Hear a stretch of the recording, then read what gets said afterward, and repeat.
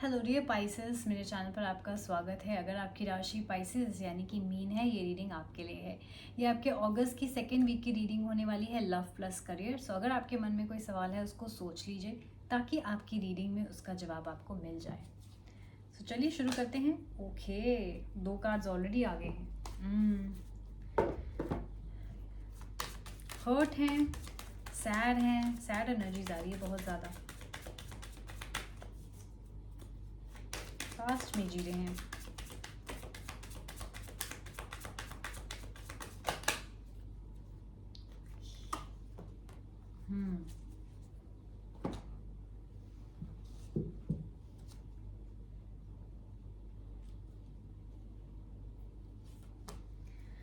पहले हम आपके करियर से स्टार्ट करेंगे। आपके कार्ड्स आए हैं 6 of moons and the night card. मैं देख रही हूँ आप पास्ट में देख रहे हैं। पास्ट में बहुत ज़्यादा देखने का मतलब है कि आप कोई चीज़ पुरानी याद कर रहे हैं, कोई पुराना काम जो आप करते थे, पुराना वर्क प्लेस आपका, पुराना बिजनेस जो आप अब नहीं कर रहे हैं। ये भी हो सकता है कि आप अपनी पुरानी ज़िंदगी, बचपन की ज़िंदगी याद कर रहे हो, जहाँ लाइफ स्मूथ थी, स्ट्रेस इतना नहीं था, बर्डन इतना नहीं था, सस्ती सी लाइफ थी, राइट। अब इतने कॉम्प्लिकेशंस हो गए हैं, खर्चे बढ़ गए हैं, सैलरी उतनी है नहीं, हो सकता है घर खो दिया हो। एक ऐसी सिचुएशन है जहाँ पास में कोई चीज़ है जो आप बहुत ज़्यादा मिस कर रहे हो। नाइट कार्ड आने का मतलब ये है कि हो सकता है लाइफ में आपने कुछ इम्पल्सिव डिसीजंस ले लिए हों, कोई बिना सोचे समझे डिसीजंस ले लिए हुए। अब आपको बहुत ज़्यादा पछतावा हो रहा है अपने करियर में। आप कोई चीज़ छोड़ के कोई नया काम करने का सोच रहे हैं, कोई बिजनेस बंद करके कोई नया बिजनेस करने का सोच रहे हैं। आप जिस भी अभी सिचुएशन में आप थोड़े से अनसेटिस्फाइड से लग रहे हैं, जैसे कि आप खुश नहीं हैं, आप सेटिस्फाइड नहीं हैं, आप और आगे देख रहे हैं। मैं ये भी देख रही हूँ आप एक ऐसे इंसान हैं जिसको बहुत ज़्यादा अटेंशन मिलती है या जिसको सेंटर ऑफ अटेंशन होना पसंद है, बट आप सिर्फ अटेंशन और फेम के पीछे भाग रहे हैं। आप ग्राउंडिंग रियलिटी से थोड़े से परे हो रहे हैं और ऐसा लग रहा है कि जो आप अभी डिसीजंस ले रहे हैं, अगर आपको स्पेशली जॉब चेंज करनी है या आप कोई नया बिजनेस करना चाहते हैं, तो प्लीज़ सोच समझ के ठहर जाइए थोड़ा टाइम, क्योंकि अभी आपकी एनर्जीज बहुत इम्पल्सिव हैं। मैं ये भी देख रही हूँ कोई सेपरेशन आ रहा है, जैसे कि आप बिल्कुल कोई जॉब ख़त्म करके नई जॉब लेने वाले हैं। लेटर आपको ऐसा ना हो कि रिग्रेट हो। अगर आपने बिना सोचे समझे अभी आपने कोई डिसीजन लिया, कोई जॉब छोड़ी, तो आपको बाद में बहुत ज़्यादा रिग्रेट हो सकता है। लेकिन हो सकता है तब तक बहुत लेट हो चुका हो। तो इसलिए प्लीज़ आप इम्पल्सिव होके, इमोशनल होके या फेम और अटेंशन के पीछे मत भागिए। जो लोग आपको आज अटेंशन दे रहे हैं, ज़रूरी नहीं है वो कल भी दें। इसलिए आपको बहुत ज़्यादा सोच समझ के डिसीजन लेना है। ऐसा लग रहा है आप पास में भी जाना चाह रहे हैं, तो हो सकता है पास से कोई अपॉर्चुनिटी आ रही हो जहां आप वापस जाना चाहते हो, राइट। आप वापस पास्ट के ऑप्शंस भी एक्सप्लोर कर रहे हैं। तो जो भी आप कर रहे हैं, अभी आपकी एनर्जीज बहुत ज़्यादा इमेच्योर नज़र आ रही हैं। दैट मीन्स इमोशनल होके, इमेच्योर होके, बिना सोचे समझे कोई फैसला करना, राइट। आपका दिमाग अभी घूम रहा है, एंड वो इसलिए भी हो सकता है क्योंकि मरकरी रेट्रोगेट चल रहा है। तो मरकरी रेट्रोगेट के इफेक्ट के अंडर हम गलत डिसीजन लेते ही हैं। तो अगर प्लीज़ आप कोई बड़ा डिसीजन लेने लगें तो मैं तो कहूँगी अवॉइड कीजिए, राइट, ताकि आपको आगे फ्यूचर में प्रॉब्लम ना आए।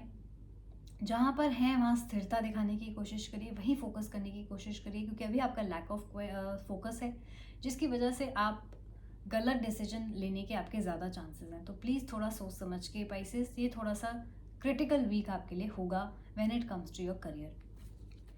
लेट्स सी आपके लव लाइफ में क्या चल रहा है। आपके कार्ड्स आए हैं 2 of spheres and 2 of suns.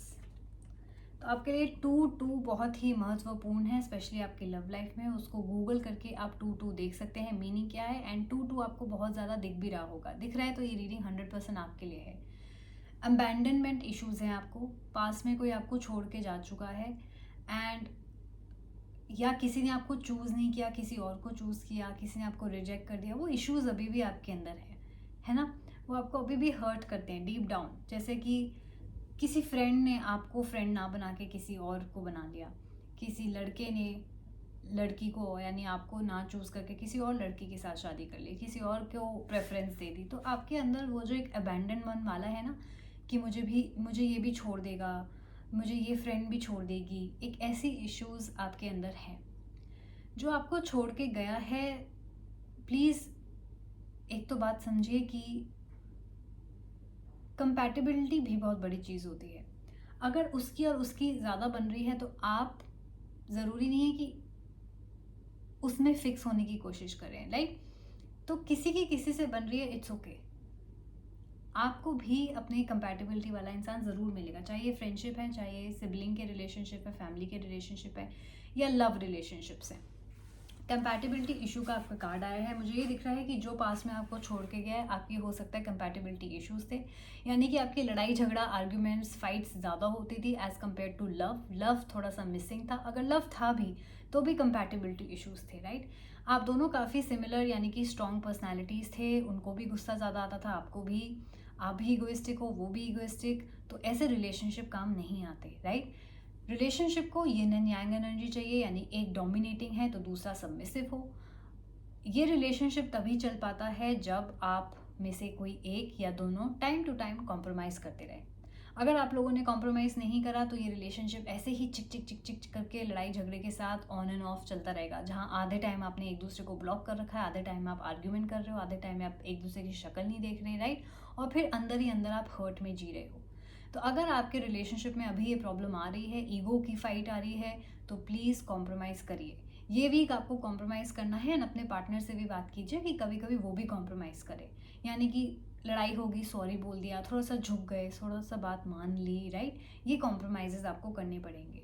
तो कोई है जो आपको छोड़ के गया है, अगर आप जानना चाहते हो वो क्यों गया है, क्योंकि इस इंसान को ऐसा लगता है कि आप दोनों के बीच में कंपैटिबिलिटी इश्यूज़ हैं। एंड अगर आपने किसी रिलेशनशिप को छोड़ा है, किसी इंसान को छोड़ा है क्योंकि आपको ऐसा लगता है कि हम दोनों की नहीं जमती, हम दोनों में कंपैटिबिलिटी इश्यूज हैं, तो roles can be reversed at any times. अगर आप अभी भी उस शादी को बचाना चाहते हो, अभी भी उस रिलेशनशिप को पैचअप करना चाहते हो, तो आपको कॉम्प्रोमाइज़ करने पड़ेंगे, आपको भी और आपके पार्टनर को भी। कोई एक ही जना कॉम्प्रोमाइज़ करेगा तो ये लंबा नहीं चलेगा, राइट। आप खुद सोचो, अगर आप 2 दिन कॉम्प्रोमाइज़ कर लोगे, 3 दिन करोगे, चौथे दिन तो आप नहीं कर पाओगे, राइट। आप एक्सपेक्ट करोगे सामने वाला भी करे। अगर ये इंसान रेडी नहीं होगा तो आपके रिलेशनशिप में ये प्रॉब्लम्स चलती रहेंगी। सो प्लीज़ कॉम्प्रोमाइज़ करिए अपने लव रिलेशनशिप्स में, एंड अपने करियर में इम्पल्सिव डिसीजंस ना लें। ये गाइडेंस फॉलो करेंगे तो आपका ये वीक ईजीली निकल जाएगा, नहीं तो थोड़ा सा सतर्क, थोड़ा सा कॉशियस होकर चलें, क्योंकि ये आपके लिए क्रिटिकल वीक है। एंड पाइसेस, अगर आपने इस रीडिंग के साथ रेजोनेट किया, अगर आपको लगता है हाँ आपकी लाइफ की यही सिचुएशन है, तो hit the like button and subscribe the video, ताकि आपको ऐसे ही परफेक्ट एक्यूरेट रीडिंग मिलती रहे। एंड कमेंट सेक्शन में भी बताना आपकी क्या सिचुएशन है, मैं हर एक मैसेज को रीड करूँगी, लाइक भी करूँगी।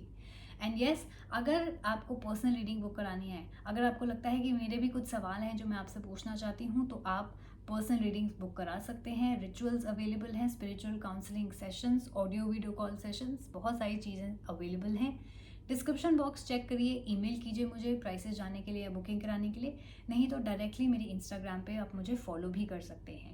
इंस्टाग्राम पे फॉलो करके आपको मेरे हाइलाइट्स में, मेरी स्टोरीज़ में प्राइसेस पता चलते रहेंगे, एंड डायरेक्टली डीएम करके भी आप बुकिंग करा सकते हैं।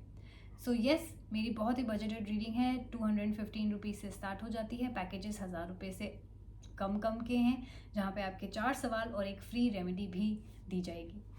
सो चेक आउट, एंड मैं आपसे जल्दी मिलूंगी। Thank you so much for watching my video. Take care, bye bye.